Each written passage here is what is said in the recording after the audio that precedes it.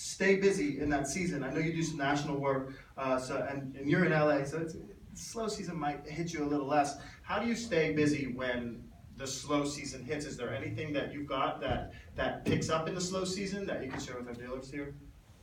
I will say that one of the partnerships that we've made, and all the partnerships that have been mentioned here are very important. If you do automotive, it can be a gift and a curse, but partnering with local dealerships. I mean, the automotive industry, we're in the automotive industry, they have a huge incentive to sell cars in their off season.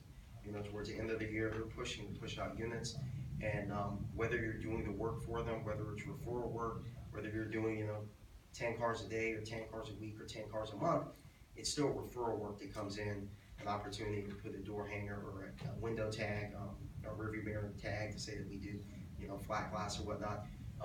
It's able to reach customers rather that we don't have the opportunity to reach. It's another person. I'll also echo that flat glass has been a godsend for us in terms of the winter, especially when we were in the infancy stages. We're growing as a business, and there's definitely a seasonality when it comes to window tint. You know, top people want to get their windows tinted. When it comes to this off season, like now, it's those jobs. They are the large flat glass jobs. They are the decorative jobs, and they are, you know, the dealership work that we do.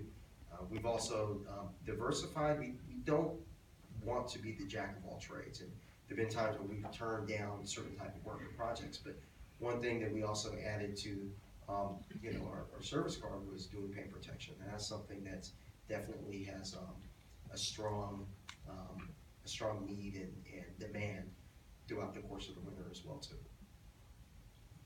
Hey, Case, you asked a question about following up with competitors or watching them.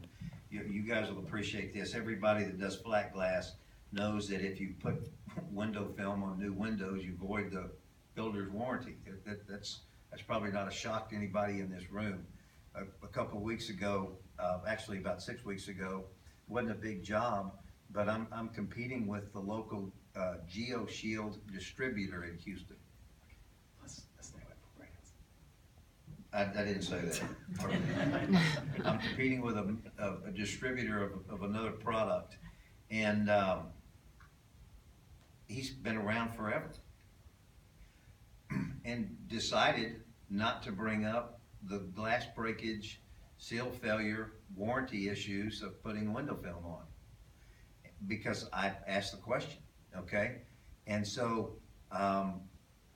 this is not something that he was, and pardon me for mentioning the name, okay, I'm sorry. But this is not something that he was unaware of. This is something that he decided not to bring up because it could complicate the installation or the sale. And it did complicate it for him, all right? So we also, back to best practices, you know, if you have a competitor that is not being forthcoming with clients, there's a lot of ways to bring that up, and people are creatures of habit. He will make that same mistake on the next call, and the one after that, and the one after that, until he, you know, gets tired of it. But you know, when you buy things from people, okay, don't you always wish they would answer all the questions that you asked, and then those two that you wish you would have asked, okay? God, I wish I would have asked that question. Well, you have to be the advocate for your customer. Don't just try to sell the job. But you know, they didn't ask, could we see out of it at night? They didn't ask. Okay, on the penthouse, they didn't ever ask if they could see out at night. I didn't know they wanted to see out at night. I mean, that's why we put up the P18. They didn't say they wanted to see out at night. Well, maybe you should have asked that question. It's a beautiful view. Would you like to be able to look out of your windows at night? Of course they would. Well, then the other bids with the highly effective films get thrown in the trash, and you get the project. So, you know, being a person of high integrity, as all these guys are, and I'm sure most of you guys are, that permeates your organization, and you're going to have to fight so hard to get more jobs if you don't operate your business that way. You know, if you make a mistake, get it fixed. Okay, great. And any questions from the audience? You guys are, there we go. All right, Mark's coming with the marking rock. My question question would be, we just recently expanded our business going more towards the commercial and residential side.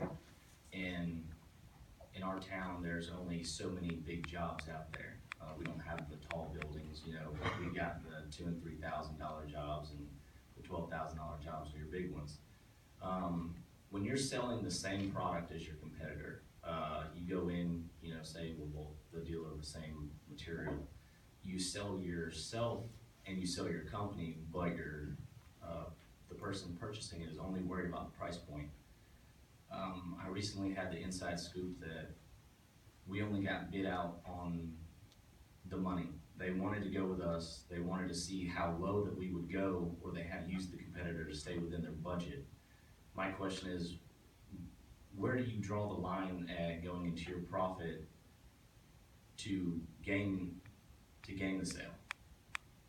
Yeah, we want to be really careful the way we answer that question. Okay, but is there a very good answer to that cannot break Anthony Trust's laws?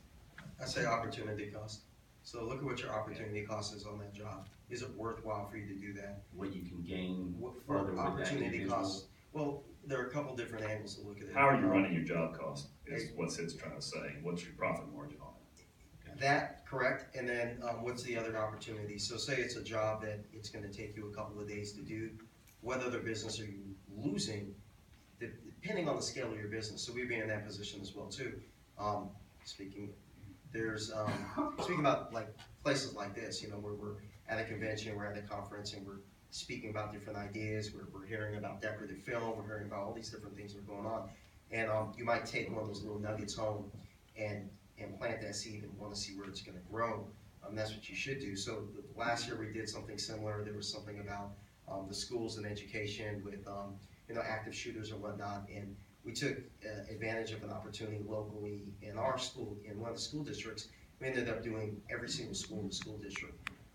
But when I bid that job, all I could think about was what was the opportunity cost by having a certain finite number of installers, and it's going to take so much coordination to work around the kids in the school and so on and so forth beyond what only the job costs are. So when I look at that and it comes to winning a job based on you know cutting down my price or what my profit margin is, I think it's beyond just how much am I going to make today. You know, look at the job and also look at what the sphere of influence is there. So you go to that job and say, you know, there's 150 employees at that job.